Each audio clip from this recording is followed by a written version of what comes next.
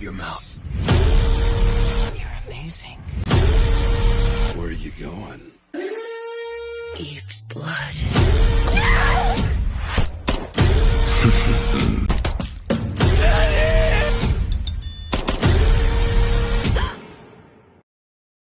Hi everyone, my name is Diabolik, your favorite Frenchie girl, and welcome to my YouTube channel. First of all, I want to say that I'm going to censor a lot of words to avoid hurting the sensibility of some people. I recently noticed that a younger audience is starting to watch my videos, which is a bit concerning.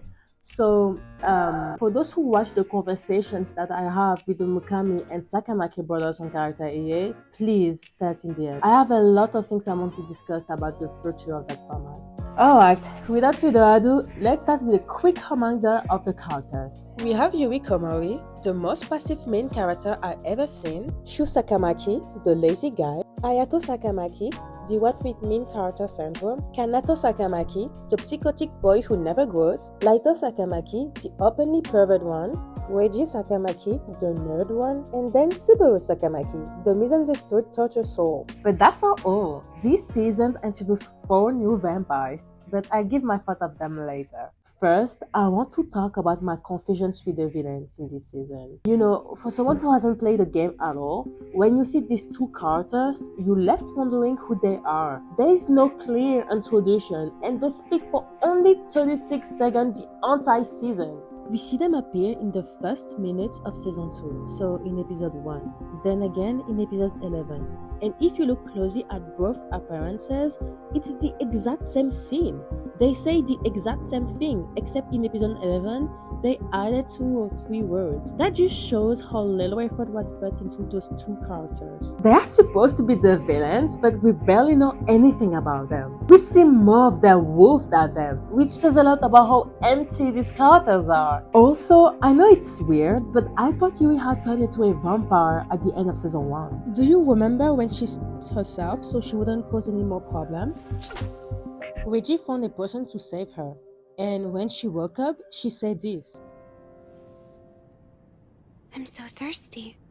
I wonder why. Honestly, I really thought that line had real meaning, and that in season 2, we'd see Yuri as a vampire or something, you know? But no, in the very beginning of season 2, we see her getting mistreated by the triplets, who harass her for her blood.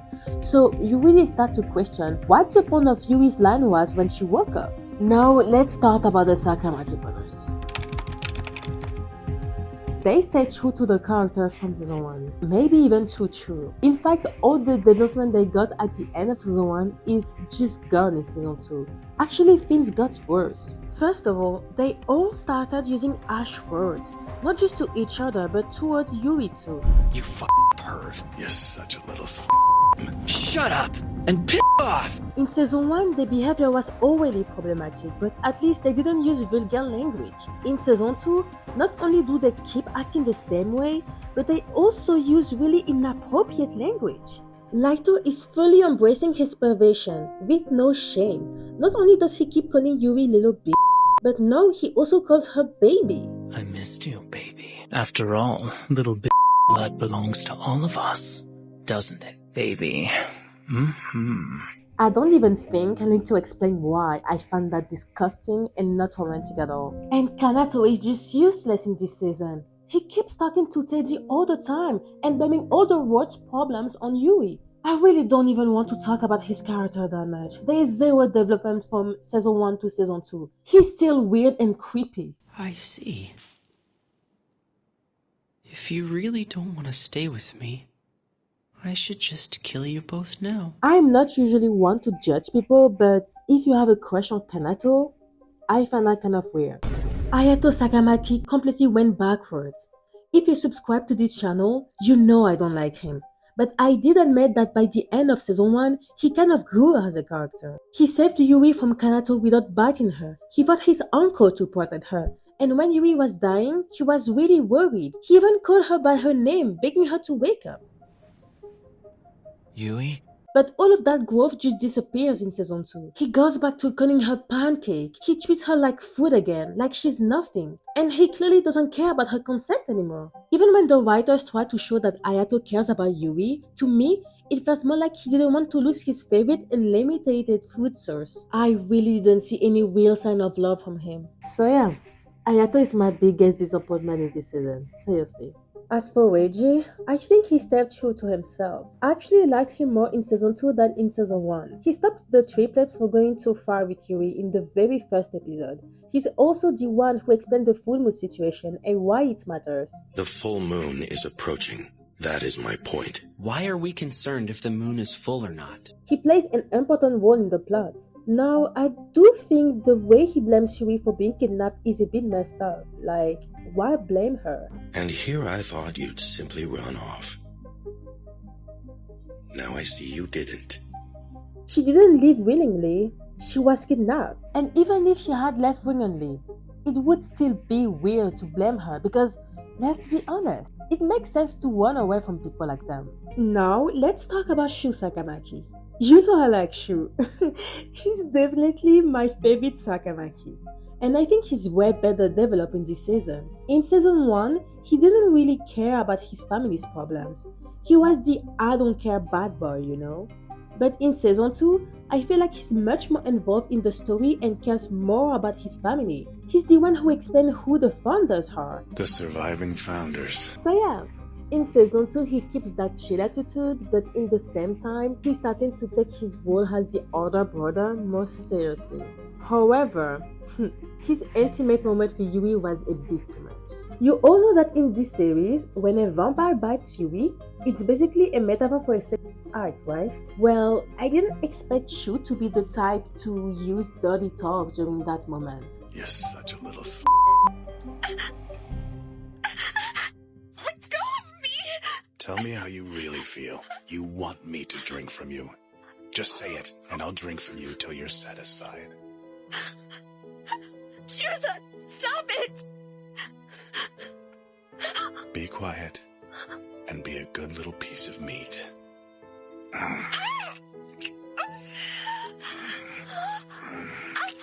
I was honestly shocked.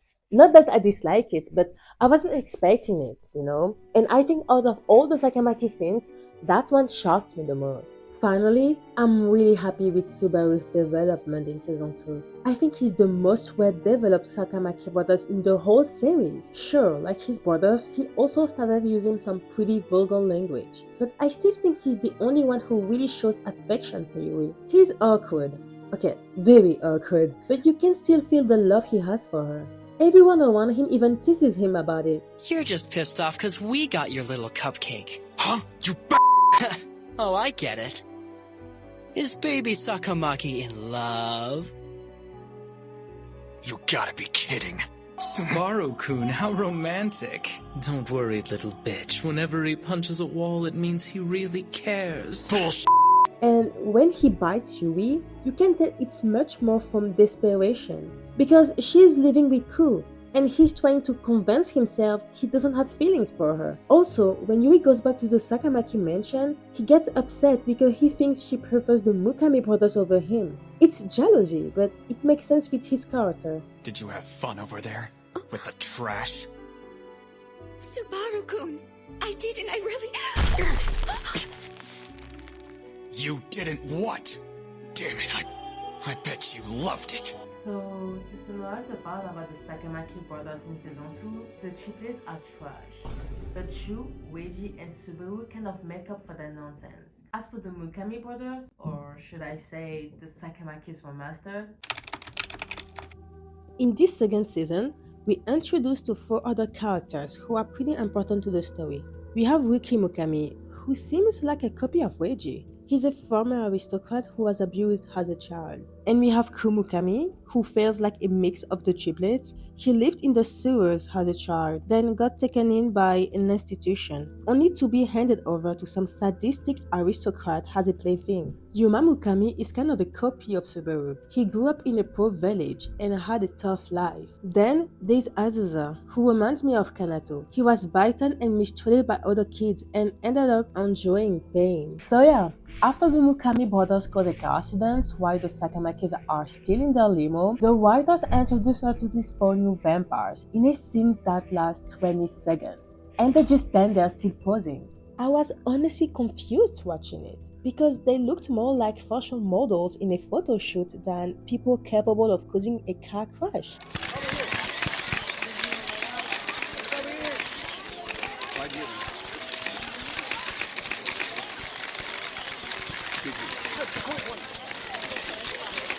At the end of the episode, Yuri is left alone and the Mukamis use this chance to kidnap her, calling her weird nicknames. Again, if you want to exactly know what I thought of episode 1, check out my reaction video. Once in the mansion, the Mukamis explain to Yuri that she now has to live with them. And here, Yuri shows a bit of personality by saying she wants to go home. And by home, she means back to the Sakamakis. You really want to go back to the Sakamakis? Huh? You want to be a plaything to a bunch of spoiled, self-important vampires?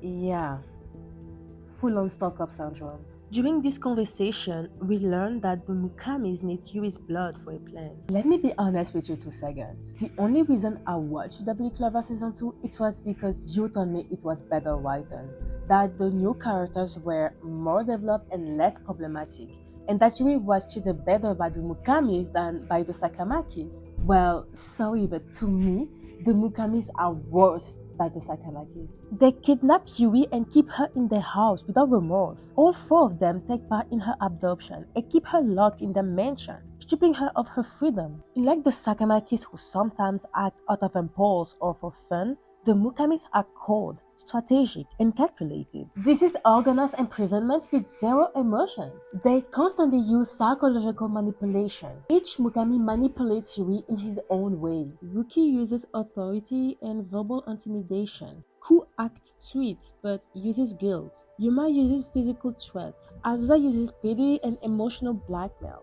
Their manipulation is deeper and more toxic, not just dramatic. Also, all the Mukamis drink Yuri's blood until she passes out. It's not just a personal bite, it's full-on blood draining until she loses consciousness. And the worst part? They usually leave her lying on the floor, unconscious, without any care. This shows a total lack of concern for her health or pain. They see her as a tool, a way to reach their goal, not as a person. Even Azusa, who looks fragile and sweet, does it too. With the Sakamakis, yes, they drink Yui's blood a lot, but not all of them go that far. And when someone like Ayato or Laito purchases it, at least they don't leave her lying around like trash. For example, Ayato carries her back to the mansion after making her faint at school. Reiji, despite being strict, has some kind of control over his actions, and Yuri can still walk even after Kanato bites her. The Mukamis are cold, more methodical, more detached. The fact that they all make her faint and leave her lying on the floor shows just how cruel they can be without guilt. If the Mukamis have one point over the Sakamakis, it's intelligence. They at least had the sense not to send Yuri back to school. But that doesn't last long because a few episodes later, they do let her go to school for no reason. My uniform? So you're gonna let me go to school? Hurry up and change. That move was incredible dumb because that's how the Sakamakis found her and took her back in the end. So really, there was no reason to let her go. Anyway, let me give you my opinion on each Mukami brothers. Azusa seems like the gentle Mukami, but that's misleading. He's extremely messed up and his connection to pain, both his and others, is toxic and self-destructive. He believes that hurting or being hurt is a sign of affection. He tells Yuri he loves her while hurting her or hurting himself. This kind of thinking is incredibly toxic. It romanticizes self-harm and emotional abuse. He honestly gave me chills. Not as much as Kanato, but the concept is the same. I still don't get how characters like this make people fantasize. Really. That said, I did start respecting Azusa when he burned Teddy. That moment was so satisfying. I was so done with that stupid doll. Azusa!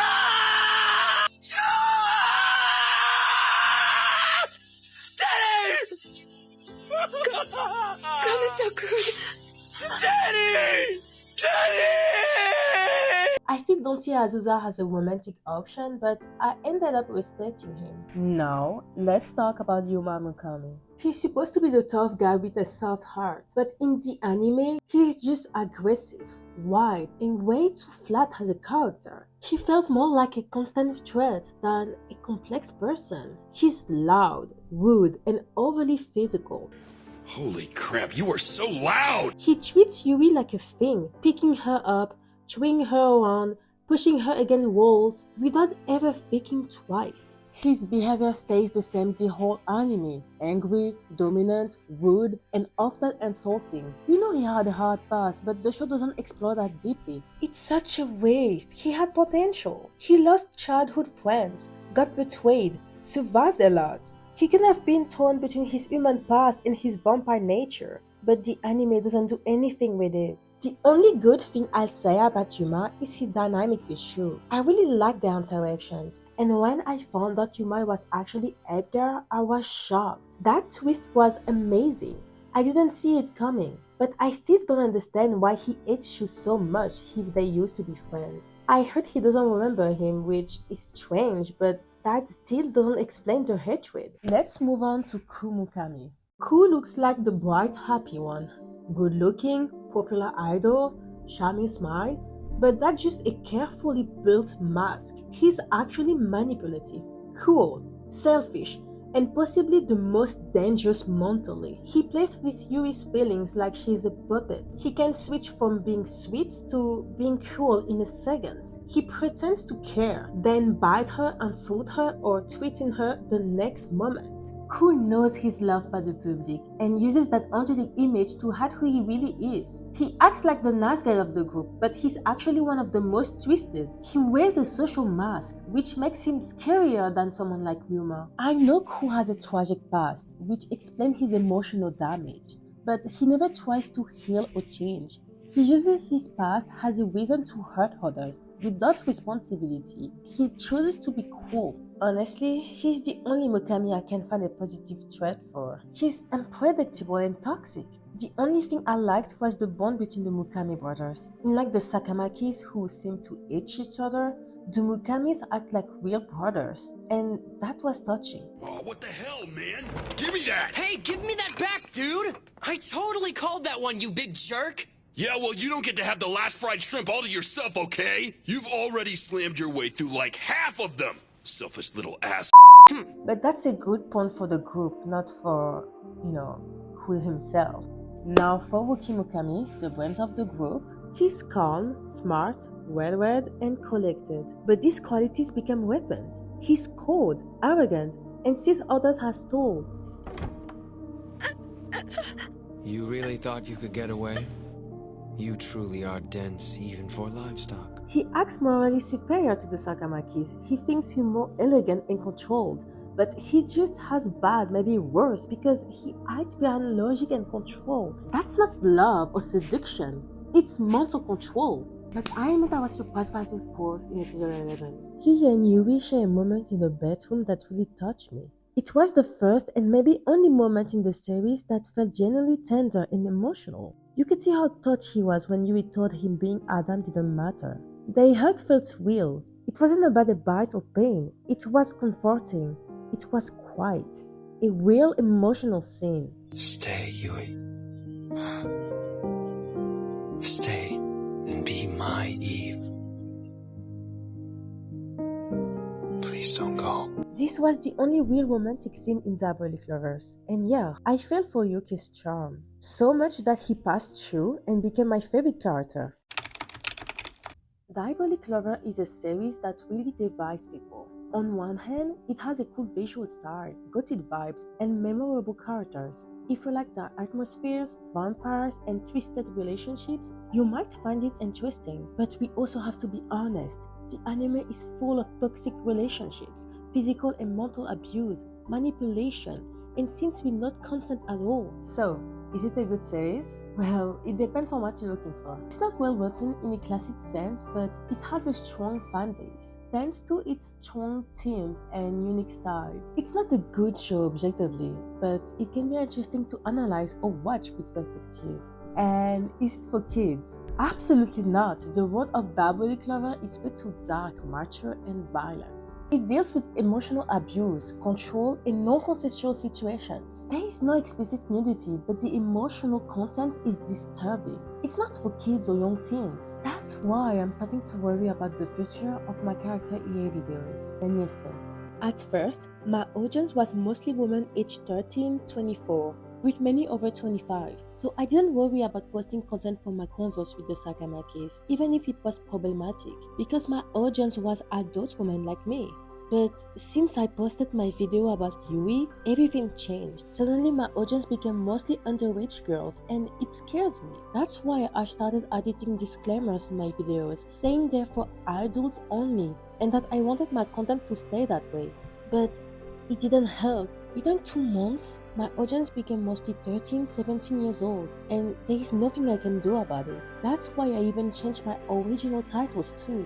It really makes me sad because those are the videos I love editing and creating the most. But now, I don't feel comfortable making them knowing who's watching. Don't worry though, since in the story I'm still with the Mukamis, the convos are less intense than with the Sakamakis. So I will keep posting until I get to the humorous part. But I'm seriously thinking of making all my Sakamaki videos private, just to stop kids from seeing them. Honestly, I don't know what to do. If you have any advice or ideas, please leave a comment. Anyway, that's the end of the video. Thanks for watching. Bye!